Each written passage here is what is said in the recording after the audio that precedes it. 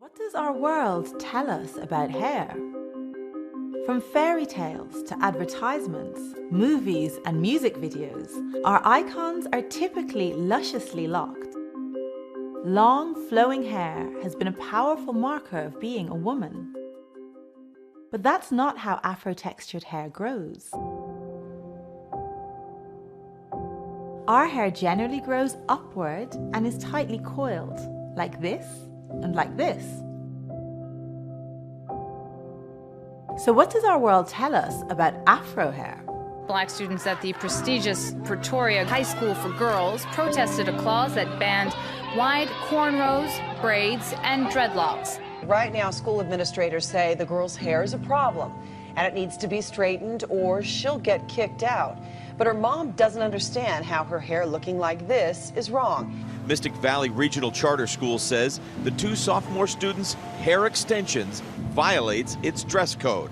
So they're being disciplined with detention and are prohibited from taking part in extracurricular activities. Mainstream beauty doesn't have black women in mind.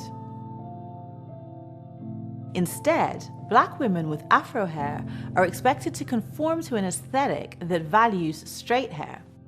That desire for straight hair is a construct that started during colonization. From my earliest memories, my hair was presented as a problem that needed to be managed.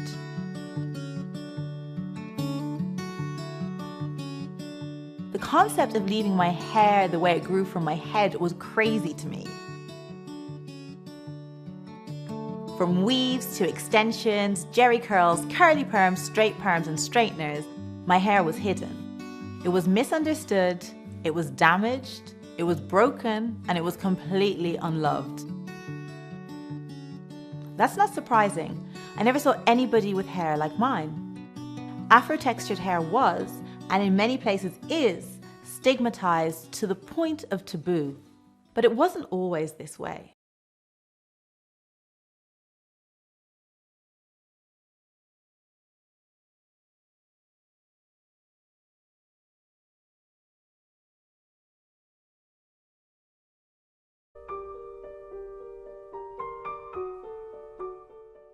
In the mid-1400s, Alvise Cadamosto made 2 trips to Africa.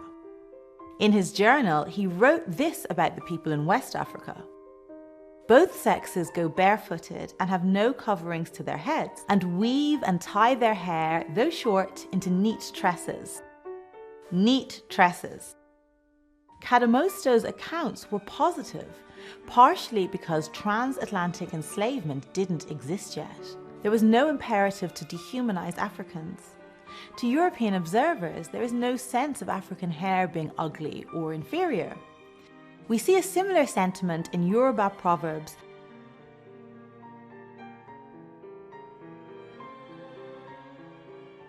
And the Mende described beautiful hair with the word potongo, which means it is much, abundant, plentiful.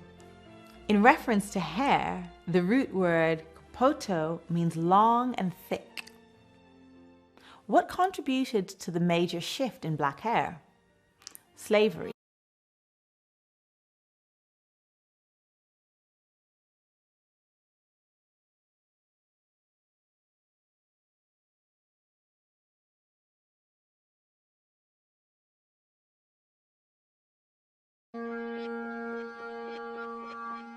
During slavery, the hair of black people was compared to animals.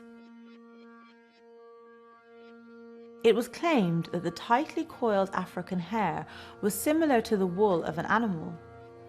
That was a way to justify the inhumane exploitation of people.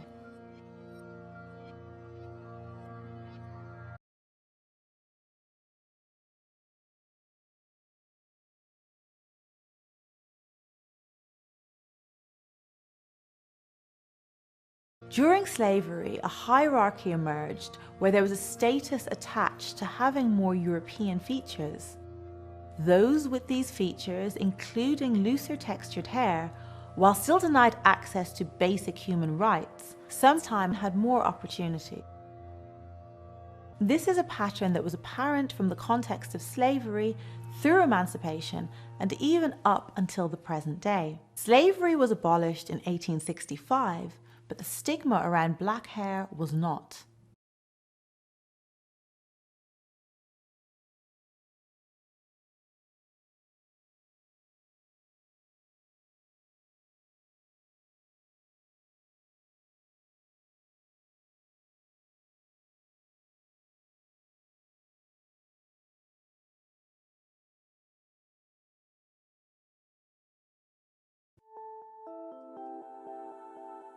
After slavery, chemical hair straightening products for black people gained popularity.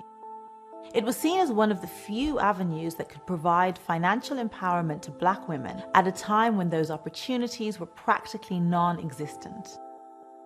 It was seen as a way to elevate their status, so they were marketed with an emphasis on beauty, personal success, and the uplift of the entire race.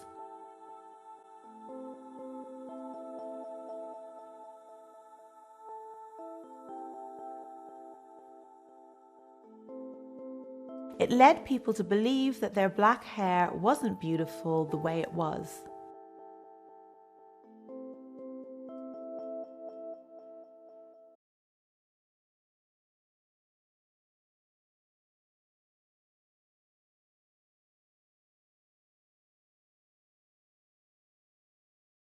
But a century after the abolition of slavery, black hair and the afro reigned supreme again. The civil rights movement and the Black Power movement became a motivating force that disrupted European beauty standards. Some black American men and women began to move away from the relaxers and embrace the natural coils and curls that grew from their heads. Don't be ashamed of your heritage. Don't be ashamed of your color. Don't be ashamed of your hair. I am black and beautiful and not ashamed to say it.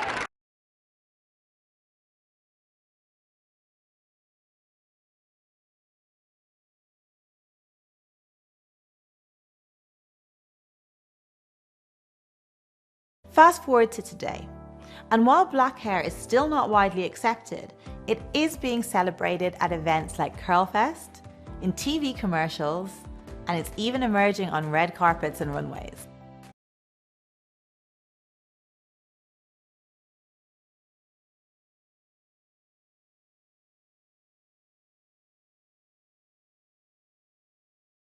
We need to reimagine the way we think about progress, about modernity, about success, about development, and about civilization.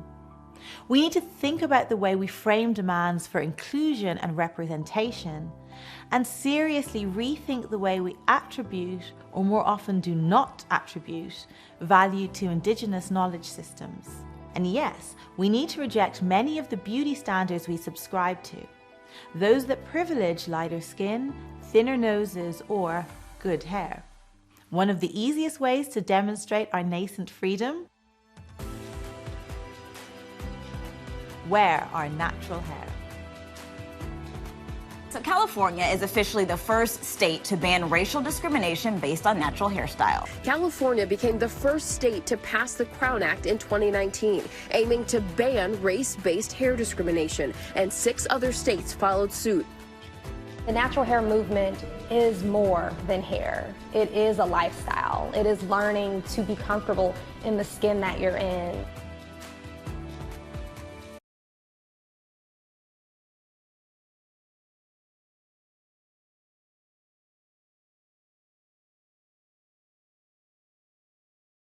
Hi, I just wanted to share a few important things that I want everyone to know about black hair and why it is important for us to celebrate it and talk about it not only this month when we're talking about black resistance, but all the time.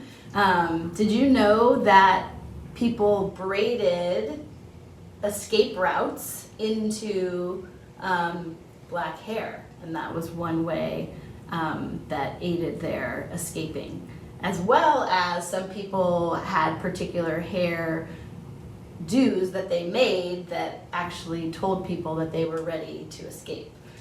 So black hair was a very important element of black resistance and continues to this day.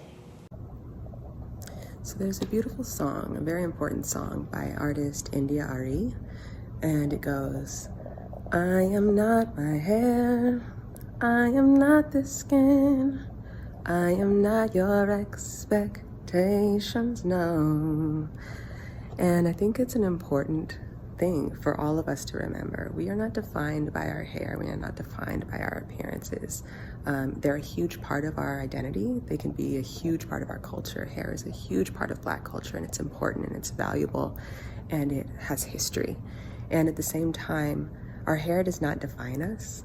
And humans have the unfortunate tendency to fear or dislike what they don't understand. And so I think it's important to have this topic, something that humans can understand so that we can love it. Loving my hair is actually a journey. I can't say that every morning I wake up and love my hair, and I'm pretty sure that most of my life there have been times when I didn't love my hair because I would see images of hair that didn't look like mine on television or, you know, in the world, and I wasn't always told that hair that looked like mine was beautiful. So even as an adult, I work really hard to appreciate my hair, to love my hair texture, to love the length of my hair, because I know that that's an act of resistance, because I've been taught that my hair is not beautiful. And so I want other Black girls, other Black non-binary students, other Black boys to be able to know that their hair is beautiful, the way it grows out of their head, or whatever way they choose to wear it.